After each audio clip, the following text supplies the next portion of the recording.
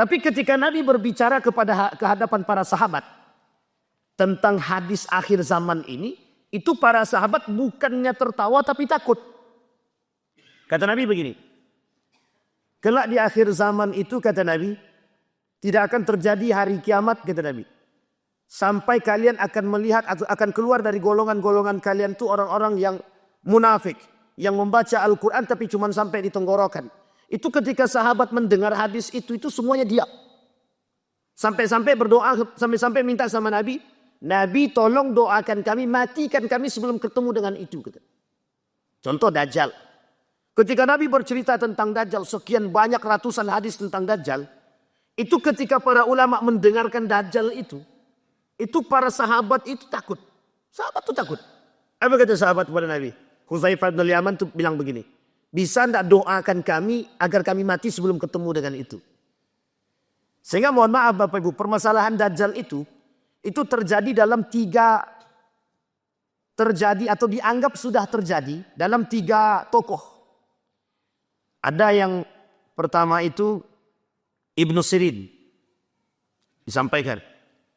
Sampai-sampai Umar bin Khattab bilang, oh ini Dajjal ini. Saking banyaknya pendusta. Saking dustanya dia. Dan itu terjadi. Ada 3 tokoh itu terjadi. Dan disampaikan oleh Nabi dalam hadisnya. Sampai kata Umar bin Khattab, udah bunuh aja nih orang. Kata dia. Ini orang ini Dajjal ini. Tapi Nabi tak bisa pastikan secara real bahwa ini itu betul-betul Dajjal atau bukan. Nah, ini menjadi poin Bapak Ibu. Nabi munculkan satu hadis. Kata Nabi dalam hadisnya itu, akan datang satu zaman itu Dajjaluna kadzabun. Itu dasar daripada munculnya kalimat itu adalah karena bermunculan orang-orang yang menyerupai karakternya dengan Dajjal. Saking dustanya, saking tidak bisa dipercayanya. Sampai sahabat bilang itu Dajjal. Kan? Cuma Nabi tidak bisa mengatakan itu Dajjal secara mutlak. Kenapa? Tanda-tandanya itu misal mata 1. Dalam hadis Nabi Dajjal itu matanya 1. Nah ini orang matanya 2. Dajjal tak menikah. Ini orang menikah. Dajjal tidak punya anak. Loh ini orang punya anak. Di sini Nabi ragu ini Dajjal beneran atau bukan. Sehingga muncul kalimat dalam hadis yang lain itu. Apa kata Nabi? Akan muncul di tengah umatku Dajjal. Dajjal bainat Dajjajil. Artinya apa? Akan muncul Dajjal di antara para Dajjal. Kalau Nabi bahasakan para Dajjal. Berarti banyak yang Dajjal berarti kalau begitu. Makanya Nabi katakan Dajjaluna kadzabun. Kenapa Nabi katakan demikian? Itu mensifati sifatnya Dajjal. Akan muncul di tengah umatku kata Nabi. Orang-orang yang mensifati sifatnya Dajjal. Dan itu ada 7 golongan. Yang menjadi pengikut Dajjal. Insyaallah kalau sudah selesai hadis kecil kita sampaikan. Mudah-mudahan. Baik Bapak Ibu. Sekarang kita masuk pada hadisnya Bapak Ibu. Kata Nabi di dalam hadis ini. Tidak akan terjadi hari kiamat kata Nabi. La taqumus sa'ah hatta la tafna hadhihi al-ummah hatta yakuma ar-rajul ila al-mar'ati fayaftarisuha fi at-tariq fayakunu khiyaruhum yawma idzin man yakhul law waraynaha wara hadha al-ha'id. Rawahu Abu Ya'la an Abi Hurairah. Kata Nabi tidak akan terjadi hari kiamat sampai kalian akan melihat wanita dan laki-laki berzina seperti binatang. Jadi nanti Bapak Ibu, saking maraknya perzinahan itu, orang tak punya rasa malu. Jadi nanti di akhir zaman itu rasa malu itu hilang. Rasa malu itu akan diangkat oleh Allah. Jadi orang tak punya rasa malu. Mau berzina dia, mau korupsi dia, mau menipu dia, mau ngapain dia, pokoknya dosa apapun dia buat, dia tak malu lagi. Biasa.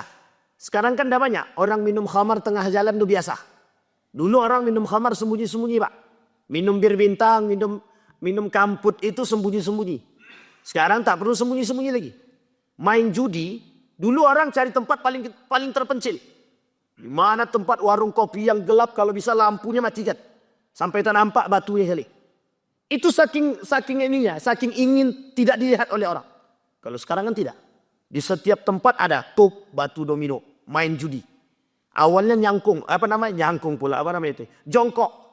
Awalnya jongkok, naik 1.000, 1.500 sampai 100.000. Nah, itu mantap ya. Jadi dari jongkok, kan tak ada hukum kalau jongkok. Oh ya, hukum jongkok tak ada. Hukum 1000 ada, iya. Kalau sudah berupa duit baru ada. Kata dia begitu. Jadi sekarang ini lebih pintar lagi. Orang-orang pelaku itu lebih pintar daripada yang mengeluarkan fatwa. Jadi banyak cara. Memang celah itu ada aja terus. Kata Nabi, tidak punya rasa malu. Mereka bermaksiat kepada Allah tanpa rasa malu. Bahkan mereka berzina kata Allah tanpa rasa malu. Ini pernah terjadi, hampir pernah terjadi. Mungkin saya sudah pernah sampaikan tapi saya lupa. Bapak Ibu sekalian yang berbahagia, dulu permasalahan kondom itu bukan sekarang permasalahannya, udah lama. Dulu itu ada promosi kondom terang-terangan di salah satu universitas terbesar di Indonesia dulu. Dan itu mereka lakukan di universitas. Coba. Artinya apa? Mereka kasih peluang nih. Ini aku yang pengen berzina lah. Ini ya kondom. Itu kan bahasa kasarnya begitu. Makanya kalau sekarang ada undang-undang tentang perkondoman begitu. Itu menjadi permasalahan itu. Kenapa kok bisa begitu? Bahkan salah seorang menteri ketika itu mengatakan begini dalam peraturannya itu. Orang yang berhubungan suami istri yang belum nikah, kalau suka sama suka, ya tidak ada masalah. Yang masalah itu kalau diperkosa. Atau perempuan memperkosa laki-laki, atau sebaliknya laki-laki memperkosa perempuan. Itu baru dikatakan zina. Nah kalau dia suka sama suka, itu tidak zina itu. Oh ini heboh dulu Pak. Heboh. Salah satu ada kelompok partai Islam itu yang menentang berat itu. Karena kalau sempat tidak ditentang, itu akan leluasa masuk. Dan ada pendukung, ada. Untuk mengurangi, alasannya apa? Untuk mengurangi perzinahan. Nah, untuk mengurangi perzinahan, yang dikuranginya bukan orang yang berzina. Yang dikuranginya adalah bahasa. Jadi dibuatlah bahasa kalau orang berhubungan badan, suka sama suka, mau dimanapun, mau di rumah, di hotel, atau di kos, dan lain sebagainya, bebas. Itu tidak zina. Makanya yang disebut dengan zina apa? Pemerkosaan saja. Itu sudah keblinger namanya itu. Itu yang sudah rusak otak itu begitu.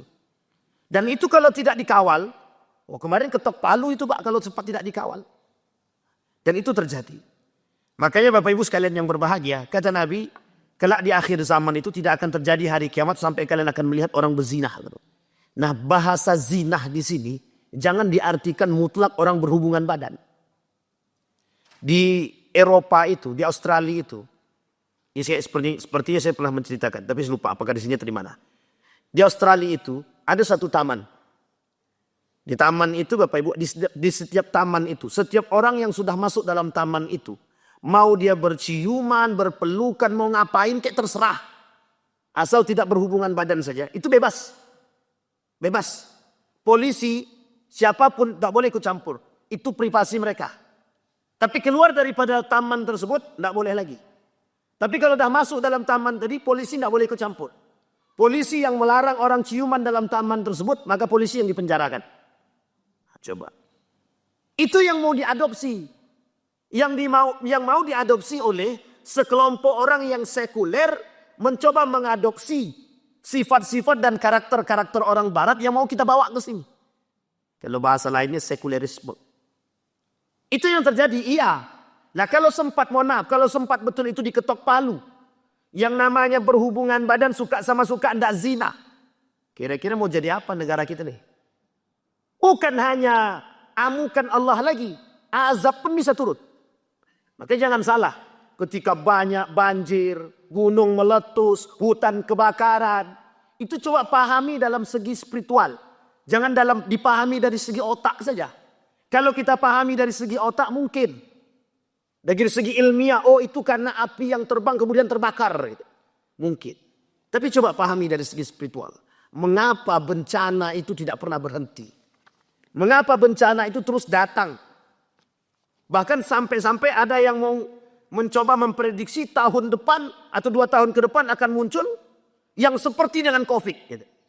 Nah, coba bayangkan, itu prediksi meskipun prediksi. Artinya apa? Mengapa bencana tidak pernah berhenti? Bukankah itu pernah Nabi katakan dalam hadis, kata Nabi, tidak akan terjadi hari kiamat sampai kalian akan melihat bergiliran zalazil. Goncangan demi goncangan yang akan terjadi. Dan itu Nabi yang menyampaikan. Artinya Bapak Ibu sekalian yang berbahagia. Poin penting dari apa yang disampaikan oleh Nabi dalam hadisnya itu. Perzinahan itu bukan hanya pada aspek, mohon maaf ya, berhubungan badan. Orang di tengah jalan berpelukan bukan suami istri, itu juga zina. Orang pegangan tangan yang bukan muhrim itu juga zina. Orang yang berboncengan yang bukan muhrim itu juga zina itu, Pak. Orang yang duduk berduaan dengan wanita, dengan perempuan yang bukan haknya, yang bukan muhrim ini juga haram, juga zina. Maka zina itu banyak, zina mata, zina tangan, zina kaki dan lain sebagainya. Yang paling berbahaya kata Ibnu Qayyim al-Jauziyah, zina hati. Itu kalau kita mau kaji ke zina semua. Jadi banyak zina itu. Tapi yang dimaksud apa? Kita lihat perkara hari ini, Pak. Kita lihat betapa mudahnya orang hari ini menyediakan lapangan perzinahan. Artinya apa? Hari ini itu banyak tempat atau banyak orang yang menyediakan lapangan perzinahan. Kita ambil contoh ketika ada konser. Coba lihat. Itu bercampur laki-laki perempuan. Itu zina apa tak zina? Zina apa tak zina? Zina tapi tak berhubungan badan. Coba bayangkan. Ada konser. Bisa nggak dipisahkan laki-laki dan perempuan? Laki-laki sebelah sini, sebelah kanan. Perempuan sebelah kiri. Kalau kata mereka, ini bukan konser, pengajian. Uang pengajian aja sekarang campur laki-laki perempuan, apa lagi konser. Coba bayangkan. Na'udzubillah itu, semua na'udzubillah. Itu kata Nabi. Ketakutan Nabi terhadap zaman itu. Itulah alasannya Bapak Ibu. Dalam kitab Durratun Nasihin itu. Nabi bilang begini, ketika ruh diangkat sampai ke gara-gara yang disampaikan oleh Nabi itu apa? Ketika ruh diangkat, ini dalam kitabnya begitu ya. Sampailah ruh itu di tenggorokan. Apa yang disampaikan Nabi? Umatku, umatku, umatku. Ini dalam ceritanya begitu. Dalam cerita kitab itu begitu. Yang dimaksudkan umatku, umatku, umatku itu apa? Ketakutan Nabi tentang perkara ini, Pak. Ketakutan Nabi tentang perkara itu. Yang terjadi pada umatnya kelak. Karena Nabi sadar, Pak. Nabi tahu yang disampaikan Nabi itu pasti akan terjadi. Pasti. Makanya kalau sudah tahu kita pasti akan terjadi, yang beriman itulah yang harus bersabar, yang harus pandai-pandai. Maka kata Nabi tidak akan terjadi hari kiamat sampai orang-orang berzinah di tengah jalan. Sampai ada orang yang melihat di belakang itu. Orang beriman melihat, loh kok nggak malu ya dia berzinah gitu. Nah itu bahasa kitanya, Pak. Ketika ada orang melihat, orang beriman melihat dari belakang, mereka katakan, kok nggak malu ya orang itu berzinah. Bahkan kata Nabi lebih parahnya lagi seperti binatang. Artinya apa? Tidak punya rasa malu, bebas dimanapun mereka berbuat. Berciuman dimanapun mereka berbuat. Nah inilah perilaku. Salah satu penyakit di Eropa itu, kata mereka yang penting itu bebas nilai. Bebas nilai itu begini Bapak Ibu. Mereka mau seperti apapun akhlaknya, itu tidak ada masalah. Bagi mereka, ini negara sekuler. Jadi bagi mereka, negara mereka tanpa akhlak itu tidak ada masalah. Nah sekarang baru terasa. Mereka kekurangan generasi beradab. Mereka kekurangan generasi berakhlak. Kita ambil contoh Inggris. Inggris hari ini, itu memberikan jalan masuk kepada umat, kepada agama Islam. Orang yang pengen masuk Islam silahkan. Kenapa? Karena sebagian di antara mereka mulai mengerti. Islam itu mengajarkan adab. Islam itu mengajarkan akhlak. Dan itu berbeda. Sehingga mereka pengen keluar dari kongkongan sekulerisme. Mereka pengen keluar dari kongkongan kelompok-kelompok yang mengatasnamakan sekuler. Nah, besok negara kita mau begitu Pak. Lama-lama negara kita bisa sekuler kalau kita tak siap-siap. Baik Bapak Ibu. Kemudian hadis selanjutnya kata Nabi. Ya'ti 'alan nasi zamanun hibmatuhum butunuhum. Akan datang satu masa kepada umatku kata Nabi, himmatuhum butunuhum. Yang menjadi poin utama bagi mereka adalah perut mereka. Jadi tujuan mereka itu perut. Nah, ini kalimat yang perlu saya garis bawahi. Yang hari ini selalu menjadi ungkapan bapak-bapak. Kenapa kau kerja? Demi sesuap nasi. Masih ingat ya kalimat ini Bapak Ibu? Tolong diingat-ingat betul-betul Bapak Ibu. Ini tanpa skenario. Nabi cuma bilang, yang menjadi tujuan umat manusia besok kata Nabi di akhir zaman, itu perut mereka. Bahasa lainnya kampung tengah. Sekarang Bapak Ibu lihat. Permasalahan kampung tengah ini boleh kita lihat. Taruhannya apa? Nyawa. Piti itu taruhannya nyawa. Saudara bisa membunuh saudara kandung itu gara-gara harta warisan. Ibu kandung bisa dipenjarakan gara-gara harta. Itu ibu kandung Pak. Baru-baru ini terjadi. Seorang anak menggugat ibunya di pengadilan agama. Meskipun perdata, tapi itu sudah kurang ajarnya itu. Apa kata anaknya? Digugatnya ibunya itu. Ibu kandung bukan ibu tiri. Kalau ibu tiri masih ada masuk akal gitu sedikit. Ibu kandung. Apa kata dia? Dalam penyampaian itu, ibunya itu menahan harta warisan dari bapak dia. Jadi digugatnya lah ibu itu. Menang dia. Pakai pengacara segala macam. Menang dia. Ya memang haknya dia ada di situ. Cuma etikanya adalah seorang anak kandung menggugat ibu kan. Coba bapak bayangkan demi apa? Demi piti Pak. Duit Pak. Abang dan adik bertahun-tahun tidak tegur sapa. Cuma karena harta. Duit Pak. Itu masalahnya. Himmatuhum butunuhum. Itu dah perut. Kata mereka apa? Demi sesuap nasi. Kami bekerja ini demi sesuap nasi. Bagaimana anak istri kami tak makan kalau kami tak kerja? Berarti sudah mulai keraguan dalam diri kita tentang kekuasaan Allah. Kalau ada orang yang mengatakan demikian. Bagaimana anakku, istriku mau makan sementara aku tidak bekerja? Logika, akal. Tapi bukan sama Tuhan. Ini yang merusak akidah kita begitu sekarang. Jadi mudahnya rusak akidah kita itu dengan bahasa yang sederhana saja. Bahasa sederhana. Seolah-olah yang memberikan kecukupan kepada mereka adalah pekerjaan. Makanya mohon maaf Bapak Ibu. Ketika pekerjaan menjadi sandaran terhadap kepuasan dan kesejahteraan. Ketika hilang pekerjaan itu hancur dia semiskin-miskinnya. Kenapa sandarannya bukan Allah? Sandarannya pekerjaan. Logika. Bapak Ibu tahu siapa yang mengutarakan kalimat itu? Liberalisme, orientalis. Orang-orang orientalis. Orang-orang Eropa yang mengangkat akal kita nih. Bahasa lainnya disebut dengan rasionalisme atau rasionalitas. Kalau tak masuk akal, kalau tidak bisa diterima oleh akal kami, ngapain kami terima? Itulah yang terjadi dengan Al-Quran hari ini Bapak Ibu. Kenapa muncul kaum liberal itu? Karena tidak bisa diterima oleh akalnya terhadap Al-Quran. Mereka tolak Al-Quran itu. Contohnya, kenapa orang kata, perempuan itu kata bahwa Al-Quran ini cerita dongeng belaka. Itu karena ceritanya tak masuk di akal. Tapi kalau ceritanya masuk di akal masih bisa kami terima. Contoh. Tangkuban perahu. Itu bagi mereka bisa diterima. Karena ada peninggalannya. Sementara cerita dalam Al-Quran, cerita Nabi Adam ada gak peninggalannya? Gak ada peninggalannya. Sehingga oleh mereka dianggap tidak masuk akal. Makanya kata mereka cerita dalam Al-Quran itu doni, rasional. Sama kembali kepada bahasa tadi.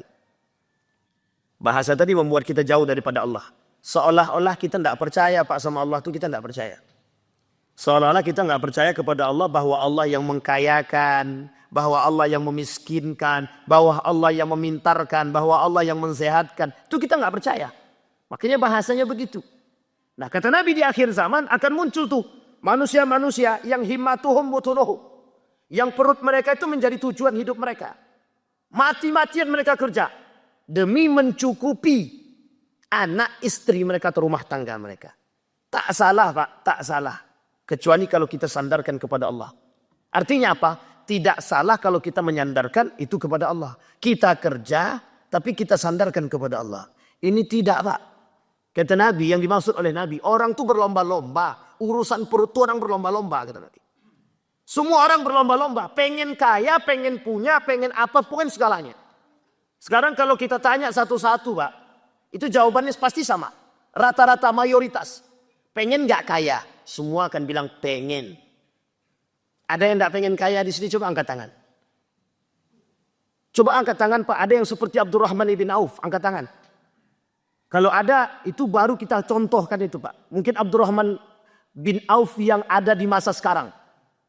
Ada enggak yang enggak pengen punya mobil? Apalagi zaman sekarang Pak. Punya sepeda aja mereka tak mau. Maunya punya mobil. Kalau bisa pesawat itu ada tempat di rumah, pesawat itu mereka tempatkan di rumah-rumah Allah. Saking berlomba-lombanya. Sampai kata Nabi, urusan perut ini bisa menghalalkan segala cara. Menghalalkan yang haram dan mengharamkan yang halal. Membenarkan yang salah, menyalahkan yang benar. Itu sampai segitunya. Makanya Nabi kata dalam riwayat yang lain.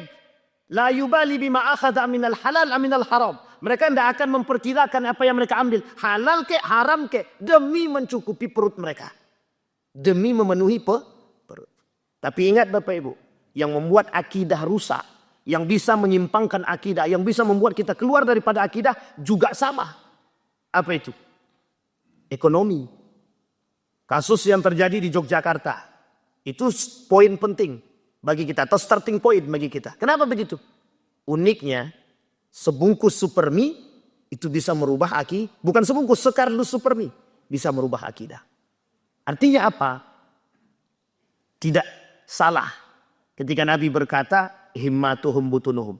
Akidah bisa hilang hanya karena sekardus supermi. Kondisinya begitu ketika itu.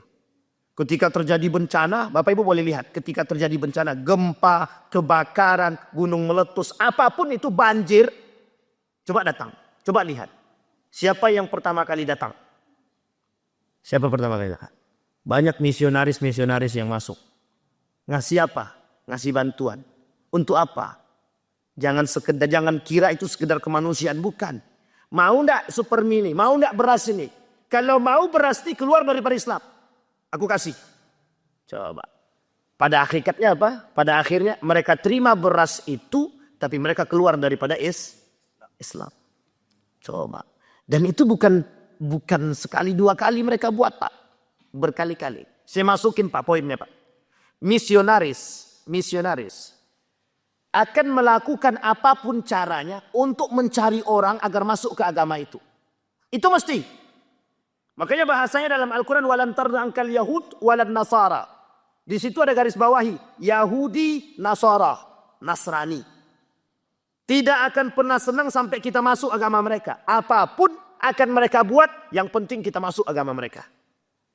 Termasuk permasalahan perut. Karena mudah bagi mereka.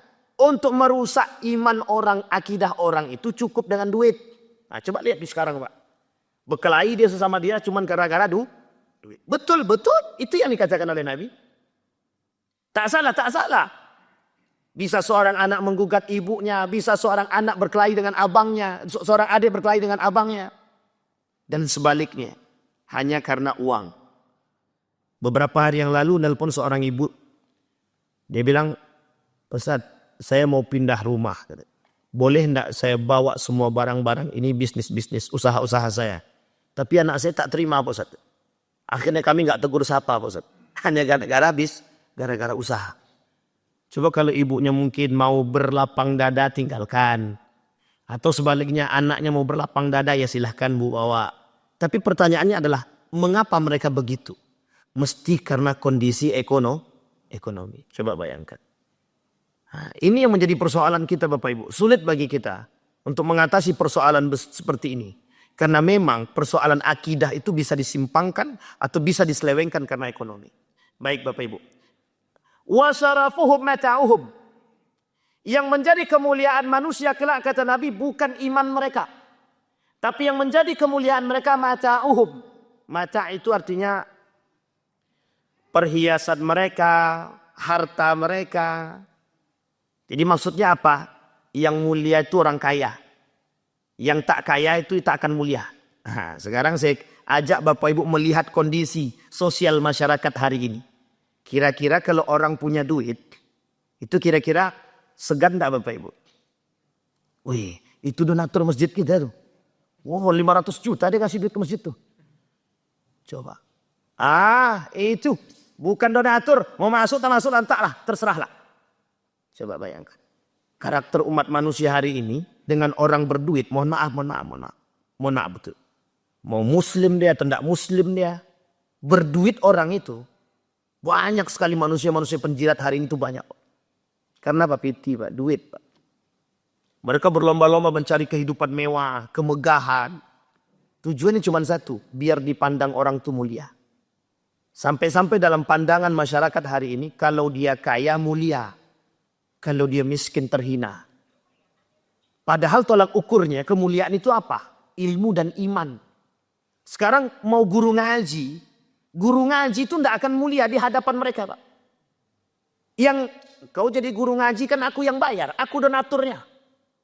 Jadi mau aku ganti kayak guru ngajinya mau tidak terserah. Begitulah cara mereka punya uang tidak menghormati. Apa kata Imam Al-Ghazali? Innad darahima taksur rijala mahabatan wa majalasa. Kelak yang menjadi persoalan, menjadi orang-orang yang dihormati itu bukan iman kata Imam Al-Ghazali, tapi apa? Harta. Uniknya lagi Imam Al-Ghazali melanjutkan syairnya. Apa kata dia? Wa in takallama asabat wa in takallama akhta asabat. Kalau orang kaya ini bicara salah, benar kata masyarakat. Kalau orang miskin sebaliknya, berkata betul, salah kata orang. Paham maksudnya Bapak Ibu? Duit bisa mempengaruhi ucapan. Duit itu bisa mempengaruhi ucapan. Nggak usah jauh-jauh Pak. Pilkada ada berlalu. Yang haram saja bisa kita katakan halal tuh, gara-gara duit. Suap itu haram, halal, karena sudah masuk. Coba kalau belum masuk, haram. Suap itu tetap haram kalau belum masuk duitnya. Tapi kalau sudah masuk duitnya, tak jadi haram Pak. Jadi halal. Nah, coba bayangkan. Artinya apa? Duit yang membuat orang terhormat hari ini. Tapi seberapa jauh sih duit itu membuat orang terhormat? Kalau udah habis, duitnya habis. Kalau udah habis, duit udah habis. Tak akan dihormati orang lagi. Artinya apa? Orang menghormati kita karena duit. Dan itu kata Imam Al-Ghazali dalam syairnya. Yang membuat orang terhormat kelak di akhir zaman itu adalah uang, bukan iman. Jadi orang beriman dia baik, bacaan Qur'annya bagus, taat, tawaduk dia segala macam, jadi guru ngaji dia. Nggak dipandang orang Pak. Yang dipandang orang sekarang, lo punya duit berapa? Lo punya duit, lo punya apa? Oh si Anu tuh punya ini tuh, punya ini, punya segala macam Pak. Kalau dia datang, oh aduh tunduk semua Pak. Nah, masih ingat kasus Haritanu Sudibyo Pak? Punya duit banyak melimpah, masuk masjid dicium tangan Pak. Itu kafir saja dicium tangan. Kafir tuh Pak. Ini saya sebutkan namanya biar Bapak Ibu tahu. Masuk dia ke dalam masjid dicium tangan Pak. Coba banyak. Yang masuk kafir. Dicium tangannya. Kenapa? Punya duit. Artinya kemuliaan mereka pada duit mereka itu. Sekarang kita lihat. Kasus-kasus sekarang. Seberapa banyak hukum bisa dibeli karena punya duit. Berapa banyak kasus yang bisa membeli hukum. Yang baru-baru ini terjadi. 200 berapa? 300 berapa? 327 triliun. Dihukum 6 tahun. Makanya Pak, itu bagus itu. Itu slogannya mantap. Kalau mau korupsi jangan tanggung-tanggung. Itu slogannya. Jadi sekali korupsi banyak-banyak sekali. Jadi makanya ini kepada kita berharap kepada koruptor-koruptor itu. Ya begitulah. Sekali korupsi jangan tanggung-tanggung. Kalau korupsi cuma 45 juta. Nah itu mencari sengsara namanya itu. Karena hukuman sama. Hukuman sama. Maling ayam 5 juta nenek-nenek kan. Maling ayam 5 tahun. Bukan 5 juta, 5 tahun. Koruptor 1 miliar 1 tahun. Bayar 100 juta habis. Tahanan rumah. Nah, coba bayangkan Pak. Nah, ini kasus Pak. Artinya apa? Yang punya duit. Seorang saksi bisa bersaksi palsu. Kenapa? Duit. Seorang saksi bisa bersaksi palsu karena duit. Semua gara-gara duit Pak. Jadi sekarang ini perkataan Nabi itu sudah mulai terbukti sedikit demi sedikit. Sadar apa tak sadarnya kita itu tergantung pada diri kita sekarang. Artinya apa? Nabi tampakkan kepastian daripada perkataan Nabi itu. Wa syarafuhum mata'uhum. Mohon maaf ya, cerita unik. Seorang tapi saya tak mau sebut nama. Ini terjadi soal.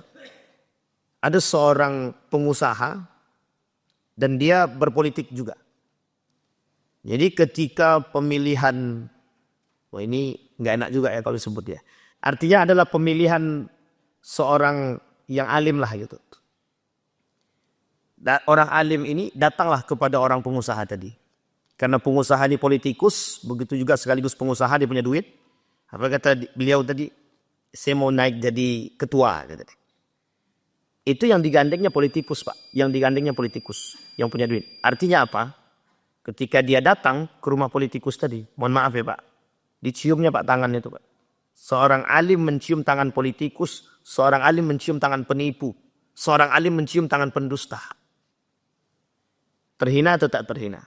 Itu karena apa Pak? Karena duit. Ada ulama su kata Nabi, ulama su di akhir zaman kata Nabi. Itu penyebabnya apa? Dunia Pak. Ulama dunia. Itu disampaikan oleh Nabi. Kata Nabi yang paling aku takut itu bukan Dajjal kata Nabi. Yang paling ditakuti di akhir zaman itu bukan Dajjal. Tapi yang paling ditakuti adalah ulama su kata Nabi.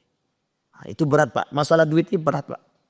Masalah piti, kemuliaan. Orang pengen kita pengen dihormati itu gara-gara dia punya banyak duit. Dan kita bisa lihat lah, orang berbondong-bondong. Kalau ada Tuan Takur, pokoknya lebaran itu dia kerjanya bagi-bagi duit aja. Rame rumah itu Pak, rame. Rumah si Anu tuh enggak ada ininya, enggak ada amplopnya. Atau ampaunya enggak ada. Gitu. Orang mau datang tuh cuma sekedar menghormati, kadang datang, kadang tidak. Gitu. Kok rumah tuh sunyi, ya enggak ada duit. Gimana kami mau datang lebaran ke rumah itu, orang kita enggak dapat THR. Gitu. Rumah si Anu tuh aja kita datang, THR-nya banyak. Gitu. Nah, jadi orang berbondong-bondong datang ke rumah orang untuk mencari THR. Jangan tersinggung ya Bapak Ibu ya. Memang begitu keadaan kita sekarang. Wa qiblatuhum nisa'uhum. Yang akan menjadi kiblat mereka perempuan. Nah ini kasus ini Bapak Ibu. Laki-laki suami-suami takut istri. Kalau sekarang tuh bukan begitu kata Saudara Saad Latif. Bukan suami takut istri. Tapi istri lebih berani daripada suami. Sekarang Bapak Ibu boleh lihat sekarang. Mohon maaf. Ini ada perkaranya Bapak Ibu. Ini perkaranya bukan hanya sekedar sosial saja. Tapi lebih tinggi daripada itu. Saking banyaknya seorang anak laki-laki durhaka kepada ibu dan bapaknya hanya karena istri dia. Jangan tersinggung, itu keadaan. Dan ini fakta. Fakta. Seorang kawan itu datang. Wan, bagaimana menurutmu kalau aku bersedekah dan berzakat kepada ibu kandungku? Spontan Pak, karena sudah terlanjur mendengar enggak nikmat di telinga, spontan saya bilang, Anda di neraka, saya bilang gitu. Sebenarnya nggak boleh tuh, tapi karena sudah terpancing betul, saya bilang Anda di neraka, saya bilang gitu. Ibu kandungnya Pak mau disedekahi, mau dizakati, ibu kandungnya. Saya bilang apa masalah? Setelah saya katakan Anda di neraka, saya tanya apa masalah? Saya ngambil duitnya harus izin istri dulu, katanya. Jadi sulit untuk bersedekah sama orang. Untuk ngasih ibu itu sulit. Gitu. Saya bilang, wah Anda termasuk penghuni neraka. Saya bilang. Nangis dia Pak, nangis. Jadi curhatan hati dia, nangis. Saya bilang, berapa jumlah wanita di muka bumi ini? Saya bilang. Dia mikir sendiri dia. Maksudnya apa? Mungkin dia bilang, saya nyuruh dia menceraikan perempuan itu. Saya tak suruh dia ceraikan. Saya bilang, berapa jumlah perempuan di muka bumi ini? Saya bilang. Di akhir zaman itu jumlah perempuan lebih banyak daripada laki-laki. Ente mau yang seperti apa? Ada semua, Anda bilang itu. Dan perhatikan karakter mereka sebenarnya. Ya karena memang begitu kata Nabi Pak. Kata Nabi begitu. Laki-laki itu dibawa ketika istrinya. Kata bininya. Kok ngapa Bang? Apalagi kalau perempuan itu punya, mohon maaf. Apalagi kalau perempuan itu punya pendapatan sembil. Ibu-ibu jangan tersinggung. Karena kalau lihat wajahnya nenek-nenek sih. Agak aman sih kita. Kenapa saya katakan demikian Pak? Mohon maaf Pak. Mohon maaf, ini kasus terjadi. Kasus. Perempuan bisa mengginikan suami dia. Masih ingat kasus cerita yang ada di Jawa Barat Pak? Yang pergi kerja siapa? Istrinya. Yang di rumah siapa? Suaminya. Yang mencuci baju suaminya. Tapi saya kata itu suami yang baik. Karena menjalankan kewajiban sebagai seorang suami. Ada kewajiban lain, ada. Mencari nafkah. Tapi memang Bapak Ibu boleh cari dalam fikih manapun, carilah. Adakah kewajiban bagi seorang istri mencuci? Adakah kewajiban bagi istri memasak? Adakah kewajiban bagi istri itu harus cuci piring? Tidak ada Pak. Tidak ada. Saya ngajar di salah satu sekolah tinggi. Ketika skripsi itu seorang mahasiswa itu angkat judulnya itu. Kewajiban seorang istri mencuci, kemudian memasak, mencuci piring, mencuci baju. Tidak ada Pak kewajibannya. Jadi ibu-ibu senang, insya Allah aman. Jadi kalau gitu, tapi ini perkara juga habis ini pulang ini. Bang, dengar Bang ya, habisnya pencuci piring. Itu menjadi persoalan. Tapi ada yang lebih penting, ketaatan itu lebih tinggi. Ketaatan itu lebih tinggi. Jadi kata suaminya, kau tak mau patuh sama aku. Akhirnya tunduk juga. Ayolah bang katanya. Aku cuci piring. Kan disuruh suami tadi kan. Tapi kembali perkara tadi Bapak Ibu. Begitu keadaannya kata Nabi. Dan ini perkara saya temukan sendiri Pak. Betapa banyaknya laki-laki hari ini takut dengan istri dia. Makanya suami-suami takut istri. Suami-suami takut istri. Sampai mengeluarkan uang saja tidak berani untuk orang tuanya. Wahai para ummahat, ibu-ibu. Suami mengasih uang kepada ibunya kewajiban. Ibu kandungnya. Kewajiban. Lebih wajib dia kasih kepada ibunya daripada istri dia. Itu yang harus dipahami. Itu kewajiban, bukan sunnah. Sunnah kami kasih ibu kami. Bukan. Bukan sedekah, bukan zakat. Keterlaluan betul kalau ada anak kandung menzakati ibu kandungnya. Sedangkan abang kandung dia haram hukumnya dizakati. Kata Yusuf Al-Qaradawi itu, teologi kemiskinan, dalam kitabnya dia itu. Salah satu yang bisa mengentaskan kemiskinan kata Yusuf Al-Qaradawi, itu keluarga. Yang nomor satu itu keluarga. Loh kok bisa begitu? Iya, orang sekarang ini keluarga gak pernah perhatian kok. Yang miskin kan adikku bukan aku. Yang penting aku kaya. Mau adikku miskin terserah. Kadang-kadang mohon maaf. Dengan kekayaan tadi dia merasa mulia. Dia disuruh-suruhnya, adiknya abang suruh-suruhnya. Karena kan dia punya duit. Kan kehidupan kalian aku yang tanggung. Karena kehidupan kalian aku yang tanggung. Sekarang apa kata aku lah. Nah, ini yang persoalan kita. Makanya saya bilang di hadis yang pertama tadi, di potongan yang pertama tadi, syarafuhum mata'uhum. Kemuliaan mereka tergantung pada harta mereka. Jadi merasa mulia dengan harta. Bisa dipahami ya ibu-ibu ya? Aman ya ibu-ibu ya? Apa-apa aman kan Pak? Nah, jadi jangan takut Pak. Karena memang kita yang beriman ini harus paham. Kita beriman, kita harus paham kondisi Pak. Memang perkataan Nabi itu pasti terjadi. Bahkan di salah satu desa yang ada di Jawa Barat itu sudah mereka lakukan. Mereka bahkan difilmkan itu. Di Dunia Terbalik itu. Saya masih ingat betul itu Dunia Terbalik. Nama judulnya Dunia Terbalik. Saya tengok, ya apa maksud film ini? Ternyata istri yang kerja, suaminya. Dan itu mohon maaf Bapak Ibu. Nanti kalau Bapak Ibu pergi ke Mekah, Bapak Ibu akan temukan. Ke Mekah, ke Madinah akan temukan perempuan menjadi pekerja di sana. Saya tanya, kemana suamimu? Suamiku di rumah jaga anak. Dia pergi ke Mekah untuk bekerja mencari uang. Dan itu saya kata, kenapa tidak sebaliknya? Biarkan suamimu yang kerja. Tidak mau dia kerja Ustaz. Coba bayangkan. Dia nggak mau kerja kata dia. Baik, kembali kepada tadi. Nisa'uhum qiblatuhum. Poin utamanya Bapak Ibu itu tidak seberapa. Yang lebih berbahaya lagi, saya sampaikan. Miss Universe, tahu Miss Universe Bapak Ibu? Tahu Miss Universe? Kalau apa-apa enggak tahu itu curiga. Tapi kalau ibu-ibu enggak tahu mesti mending lah. Miss Universe, penjualan alat tubuh wanita. Kenapa saya berani katakan yang namanya Miss Universe itu yang dijual apa? Kecantikan. Sekarang Bapak Ibu boleh lihat. Yang merusak laki-laki di atas itu apa? Setiap laki-laki yang punya jabatan yang rusak itu penyebab mereka rusak itu apa?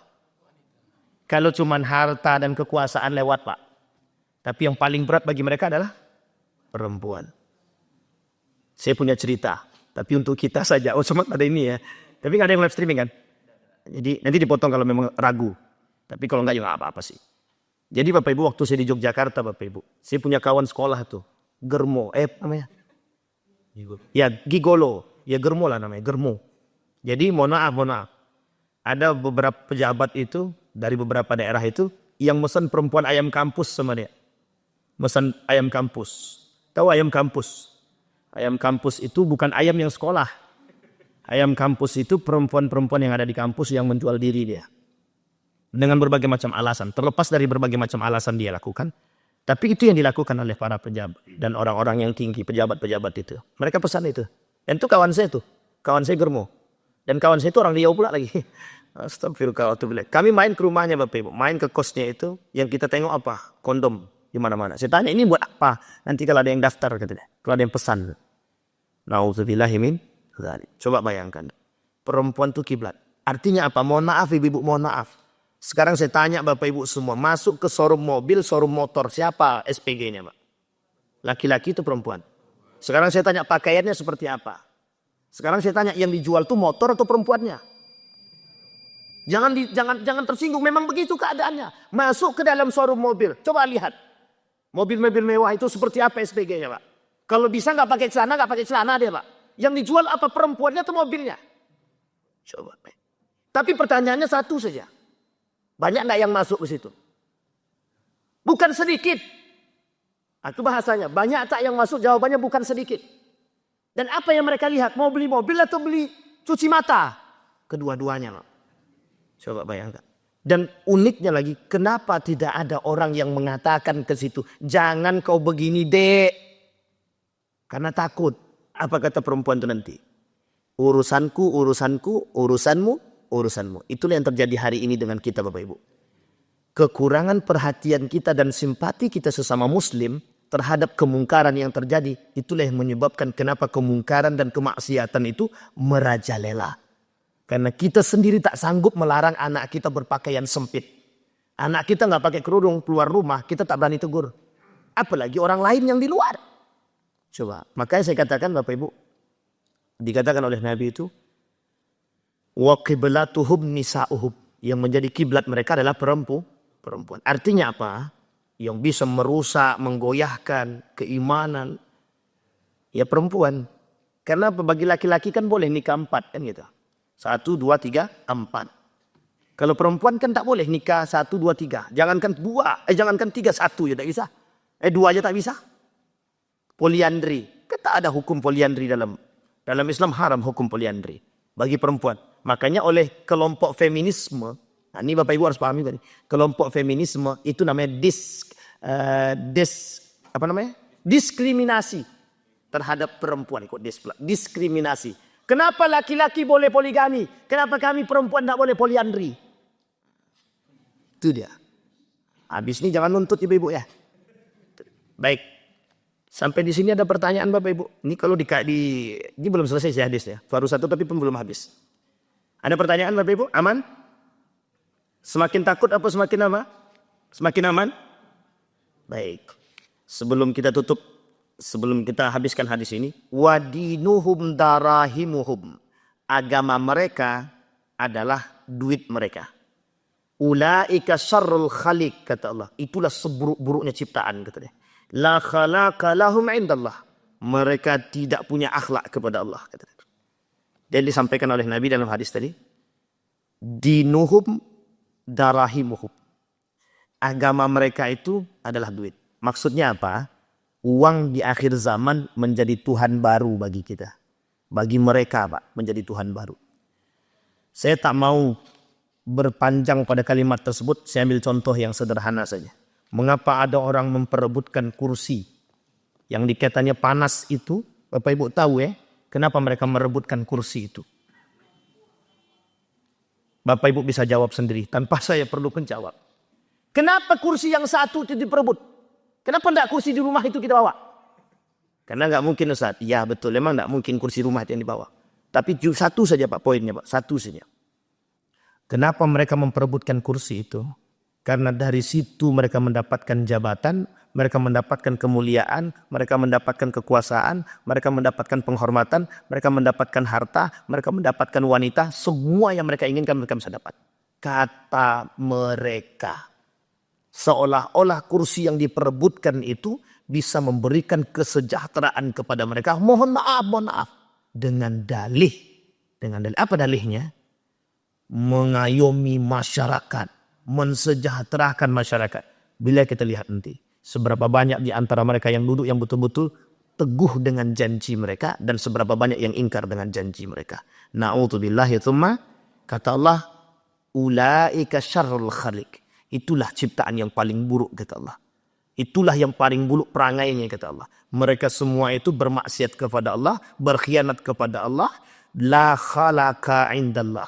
Mereka sama sekali tidak berakhlak kepada Allah. Itu yang kita takutkan Bapak Ibu. Artinya apa?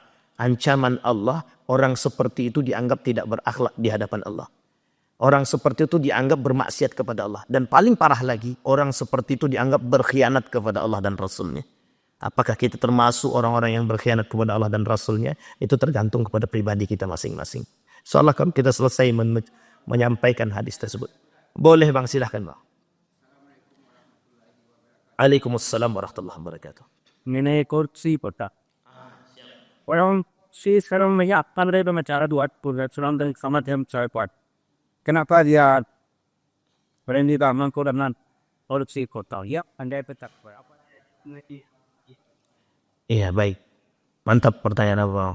Itu sudah disampaikan oleh Nabi dalam hadisnya. Kata Nabi, mereka seperti yamruku minad-di kama yamruku sahm minar ramiyah. Kata Nabi begitu. Nanti kelak di akhir zaman itu ada orang yang sholatnya lebih rajin daripada kita. Di akhir zaman ya. Tapi jangan nengok kiri ke kanan. Ada orang yang sholatnya lebih baik daripada kita. Ada orang yang bacaannya lebih fasih daripada kita. Ada orang yang hafalnya lebih dalam daripada kita. Tapi mereka seperti orang-orang yang keluar daripada agama. Yamrukuna minad-din. Mereka keluar. Yamruku minad-din. Yamrukuna minad-din. Keluar daripada agama. Seperti yamruku as-sahm minar ramiyah. Keluarnya anak panah daripada busurnya. Artinya begini Bapak. Orang di akhir zaman itu lebih banyak dengan Al-Quran itu berinteraksinya sebatas membaca. Tak memahami. Atau menghafal. Makanya kata Allah di dalam Al-Quran. Afala yatadabbaruna al-Quran am ala qulubi aqfal. Kenapa Allah kata demikian? Karena Allah sadar Pak, banyak orang dengan Al-Quran itu pinter. Tapi sedikit yang mau memahami. Kenapa banyak orientalis itu masuk ke dalam Islam? Dia bertadabur dengan ayat Al-Quran. Tapi mengapa orang-orang yang sudah tahu Al-Quran justru dia menyeleweng daripada nilai Al-Quran? Seperti yang tadi kita ceritakan.